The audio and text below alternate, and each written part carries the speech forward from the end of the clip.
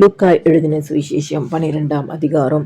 அத்தருணத்திலே அநேகமாயிரம் ஜனங்கள் ஒருவரையொருவர் மிதிக்கத்தக்கதாக கூடி வந்திருக்கையில் அவர் முதலாவது தம்முடைய சீஷரை நோக்கி, நீங்கள் மாயமாகிய பரிசேயருடைய புளித்த மாவை குறித்து எச்சரிக்கையாயிருங்கள். வெளியாக்கப்படாத மறைபொருளும் இல்லை, அறியப்படாத இரகசியமும் இல்லை. ஆதலால் நீங்கள் இருளிலே பேசினது எதுவோ அது வெளிச்சத்திலே கேட்கப்படும். நீங்கள் அறைகளில் காதிலே சொன்னது எதுவோ அது வீடுகளின் மேல் கூறப்படும். என் சிநேகிதராகிய உங்களுக்கு நான் சொல்லுகிறேன், சரீரத்தை கொலை செய்து அதன் பின்பு அதிகமாக ஒன்றும் செய்ய திராணி இல்லாதவர்களுக்கு பயப்படாதிருங்கள். நீங்கள் இன்னாருக்கு பயப்பட வேண்டும் என்று உங்களுக்கு காண்பிக்கிறேன். கொலை செய்த பின்பு நரகத்திலே தள்ள வல்லமை உள்ளவருக்கு பயப்படுங்கள். ஆம், அவருக்கே பயப்படுங்கள் என்று உங்களுக்கு சொல்லுகிறேன். 2 காசுக்கு 5 அடைக்கலான் குருவிகளை விற்கிறார்கள் அல்லவா? அவைகளில் ஒன்றாகிலும் தேவனால் மறக்கப்படுகிறது இல்லை. உங்கள் தலையில் உள்ள மயிரெல்லாம் எண்ணப்பட்டு இருக்கிறது. ஆகையால் பயப்படாதிருங்கள். அநேகம் அடைக்கலான் குருவிகளை பார்க்கிலும் நீங்கள் விசேஷித்தவர்களாய் இருக்கிறீர்கள். அன்றியும் நான் உங்களுக்கு சொல்லுகிறேன், மனுஷர் முன்பாக என்னை அறிக்கை பண்ணுகிறவன் எவனோ அவனை மனுஷகுமாரனும் தேவதூதர் முன்பாக அறிக்கை பண்ணுவார். மனுஷர் முன்பாக என்னை மறுதலிக்கிறவன் தேவதூதர் முன்பாக மறுதலிக்கப்படுவான். எவனாகிலும் மனுஷகுமாரனுக்கு விரோதமான விசேஷத்தை சொன்னால் அது அவனுக்கு மன்னிக்கப்படும். பரிசுத்த ஆவிக்கு விரோதமாய் தூஷணம் சொல்லுகிறவனுக்கோ மன்னிக்கப்படுவதில்லை. அன்றியும் ஜெப ஆலய தலைவர்களுக்கும் துரைத்தனத்தார்களுக்கும் அதிகாரம் உள்ளவர்களுக்கும் முன்பாக உங்களை கொண்டு போய் விடும்போது எப்படி எண்ணத்தை மாறுதரமாக சொல்லுவோம் என்றும் எதை பேசுவோம் என்றும் கவலைப்படாதிருங்கள். நீங்கள் பேச வேண்டியவைகளை பரிசுத்த ஆவியானவர் அந்நேரத்திலே உங்களுக்கு போதிப்பார் என்றார். அப்பொழுது ஜனக்கூட்டத்தில் ஒருவன் அவரை நோக்கி, போதகரே, ஆஸ்தியை பாகம் பிரித்து என் வீதத்தை எனக்கு தரும்படி என் சகோதரனுக்கு கட்டளையிட வேண்டும் என்று கேட்டுக்கொண்டான். அதற்கு அவர், மனுஷனே, என்னை உங்களுக்கு நியாயாதிபதியாகவும் பங்கிடுகிறவனாகவும் வைத்தவன் யார் என்றார். பின்பு அவர் அவர்களை நோக்கி, பொருளாசையை குறித்து எச்சரிக்கையாயிருங்கள். ஏனெனில் ஒருவனுக்கு எவ்வளவு திரளான ஆஸ்தி இருந்தாலும் அது அவனுக்கு ஜீவன் அல்ல என்றார். அல்லாமலும் ஒரு உவமையை அவர்களுக்கு சொன்னார். ஐஸ்வர்யம் உள்ள ஒருவனுடைய நிலம் நன்றாய் விளைந்தது. அப்பொழுது அவன், நான் என்ன செய்வேன்? என் தானியங்களை சேர்த்து வைக்கிறதற்கு இடமில்லையே. நான் ஒன்று செய்வேன், என் களஞ்சியங்களை இடித்து பெரிதாக கட்டி எனக்கு விளைந்த தானியத்தையும் என் பொருள்களையும் அங்கே சேர்த்து வைத்து, பின்பு, ஆத்துமாவே, உனக்காக அநேக வருஷங்களுக்கு அநேகம் பொருள்கள் சேர்த்து வைக்கப்பட்டிருக்கிறது. நீ இளைப்பாறி புசித்து குடித்து பூரிப்பாயிரு என்று என் ஆத்துமாவோடே சொல்லுவேன் என்று தனக்குள்ளே சிந்தித்து சொல்லி கொண்டான். தேவனோ அவனை நோக்கி, மதிகேடனே, உன் ஆத்துமா உன்னிடத்திலிருந்து இந்த ராத்திரியிலே எடுத்து கொள்ளப்படும். அப்பொழுது நீ சேகரித்தவைகள் யாருடையதாகும் என்றார். தேவனிடத்தில் ஐஸ்வர்யவனாய் இராமல் தனக்காகவே பொக்கிஷங்களை சேர்த்து வைக்கிறவன் இப்படியே இருக்கிறான் என்றார்.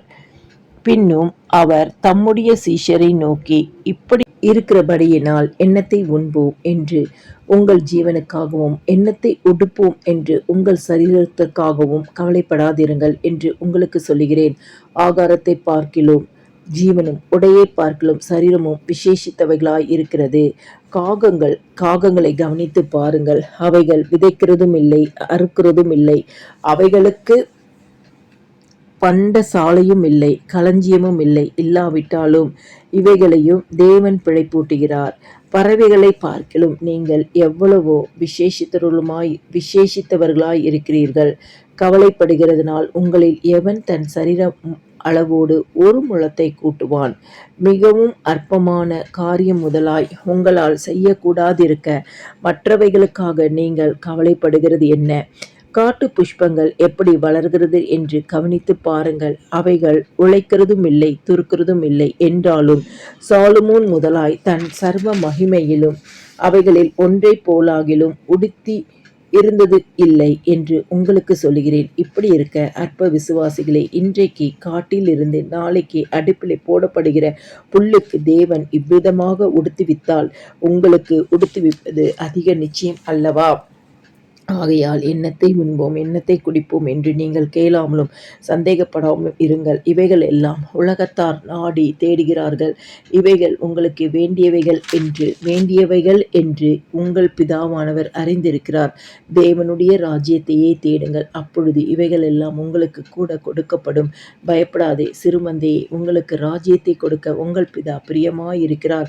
உங்களுக்கு உள்ளவைகளை விற்று பிச்சை கொடுங்கள். பழமையாய் போகாத பணப்பைகளையும் குறையாத பொக்கிஷத்தையும் பரலோகத்திலே உங்களுக்கு சம்பாதித்து வையுங்கள். அங்கே திருடன் அணுகிறதும் இல்லை, பூச்சி கெடுக்கிறதும் இல்லை. உங்கள் பொக்கிஷம் எங்கே இருக்கிறதோ அங்கே உங்கள் இருதயமும் இருக்கும். உங்கள் அறைகள் கட்டப்பட்டதாகவும் உங்கள் விளக்குகள் எரிகிறதாயும் தங்கள் எஜமான் கல்யாணத்தில் இருந்து வந்து தட்டும்போது உடனே அவருக்கு திறக்கும்படி எப்பொழுது வருவார் என்று காத்திருக்கிற மனுஷருக்கு ஒப்பாகவும் இருங்கள். எஜமான் வரும்போது விழித்திருக்கிறவர்களாக காணப்படுகிற ஊழியக்காரரே பாக்கியவான்கள். அவர் அறை கட்டி கொண்டு அவர்களை பந்தியிருக்க செய்து சமீபமாய் வந்து அவர்களுக்கு ஊழியம் செய்வார் என்று மெய்யாகவே உங்களுக்கு சொல்லுகிறேன். அவர் 2ஆம் ஜாமத்திலாவது 3ஆம் ஜாமத்திலாவது வந்து அவர்கள் அப்படியே இருக்க கண்டால் அவ்வூழியக்காரர் பாக்கியவான்கள். திருடன் இன்ன நேரத்தில் வருவான் என்று வீட்டு எஜமானுக்கு தெரிந்திருந்தால் அவன் விழித்திருந்து தன் வீட்டை கண்ணவிட ஒட்டான் என்று அறிந்திருக்கிறீர்கள். அந்தபடியே நீங்கள் நினையாத நேரத்தில் மனுஷகுமாரன் வருவார். ஆகையால் நீங்களும் ஆயத்தமாய் இருங்கள் என்றார். அப்பொழுது பேதுரு அவரை நோக்கி, ஆண்டவரே, இந்த உமையை எங்களுக்கு மாத்திரம் சொல்லுகிறீரோ, எல்லாருக்கும் சொல்லுகிறீரோ என்று கேட்டான். அதற்கு கர்த்தர், பணிவிடைக்காரருக்கு தகுதியான காலத்திலே படி கொடுக்கும்படி எஜமான் அவர்கள் மேல் அதிகாரியாக வைக்கத்தக்க உண்மையும் விவேகமுள்ள விசாரணைக்காரன் யாவன். எஜமான் வரும்போது அப்படியே செய்கிறவனாய் காணப்படுகிற ஊழியக்காரன் பாக்கியவான். தனக்குள்ளது எல்லாவற்றின் மேலும் அவனை விசாரணைக்காரனாக வைப்பான் என்று மெய்யாகவே உங்களுக்கு சொல்லுகிறேன். அந்த ஊழியக்காரனோ என் எஜமான் வர நாள் செல்லும் என்று தனக்குள்ளே சொல்லிக்கொண்டு வேலைக்காரரையும் வேலைக்காரிகளையும் அடிக்கவும் புசித்து குடித்து வெறிக்கவும் தலைப்பட்டால் அவன் நினையாத நாளிலும் அறியாத நேரத்திலும் அந்த ஊழியக்காரருடைய எஜமான் வந்து அவனை கடினமாய் தண்டித்து உண்மை இல்லாதவர்களோடே அவனுக்கு பங்கை நியமிப்பான். தன் எஜமானுடைய சித்தத்தை அறிந்தும் ஆயத்தமாயிராமலும் அவனுடைய சித்தத்தின்படி செய்யாமலும் இருந்த ஊழியக்காரன் அநேக அடிகள் அடிக்கப்படுவான். அறியாதவனாயிருந்து அடிகளுக்கு ஏதுவானவைகளை செய்தவனோ சில அடிகள் அடிக்கப்படுவான். எவனிடத்தில் அதிகம் கொடுக்கப்படுகிறதோ அவனிடத்தில் அதிகம் கேட்கப்படும். மனுஷர் எவனிடத்தில் அதிகமாய் ஒப்புவிக்கிறார்களோ அவனிடத்தில் அதிகமாய் கேட்பார்கள். பூமியின் மேல் அக்கினியை போட வந்தேன், அது இப்பொழுதே பற்றி எரிய வேண்டும் என்று விரும்புகிறேன். ஆகிலும் நான் மூழ்க வேண்டிய ஒரு ஸ்நானம் உண்டு, அது முடியும் அளவும் எவ்வளவோ நெருக்கப்படுகிறேன். நான் பூமியிலே சமாதானத்தை உண்டாக்க வந்தேன் என்று நினைக்கிறீர்களோ? சமாதானத்தை அல்ல, பிரிவினையை உண்டாக்க வந்தேன் என்று உங்களுக்கு சொல்லுகிறேன். எப்படியெனில் இது முதல் ஒரே வீட்டிலே 5 பேர் பிரிந்திருப்பார்கள். 2 பேருக்கு விரோதமாய் 3 பேரும், 3 பேருக்கு விரோதமாய் 2 பேரும் பிரிந்திருப்பார்கள்.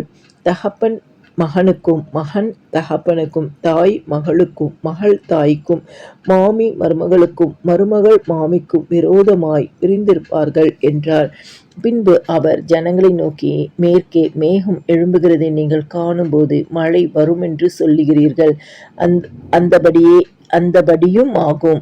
தென்றல் அடிக்கிறதை நீங்கள் காணும்போது உஷ்ணம் உண்டாகிறது என்று சொல்லுகிறீர்கள், அந்தபடியும் ஆகும். மாயக்காரரே, பூமியின் தோற்றத்தையும் வானத்தின் தோற்றத்தையும் நிதானிக்க உங்களுக்கு தெரியுமே. இந்த காலத்தையோ நிதானியாமற் போகிறது என்ன? நியாயம் இன்னதென்று நீங்களே தீர்மானியாமல் இருக்கிறது என்ன? உனக்கு எதிராளியானவன் உன்னை அதிகாரி என்னிடத்திற்கு கொண்டு போகிற போது வழியிலே தானே அவனிடத்திலிருந்து விடுதலையாகும்படி பிரயாசப்படு. இல்லாவிட்டால் அவன் உன்னை நியாயாதிபதிக்கு முன்பாக கொண்டு போவான். நியாயாதிபதி உன்னை சேவகனிடத்தில் ஒப்பு கொடுப்பான். சேவகன் உன்னை சிறைசாலையில் போடுவான். நீ கடைசி காசை கொடுத்து தீர்க்கும் மட்டும் அவ்விடத்திலிருந்து புறப்பட மாட்டாய் என்று உனக்கு சொல்லுகிறேன் என்றார்.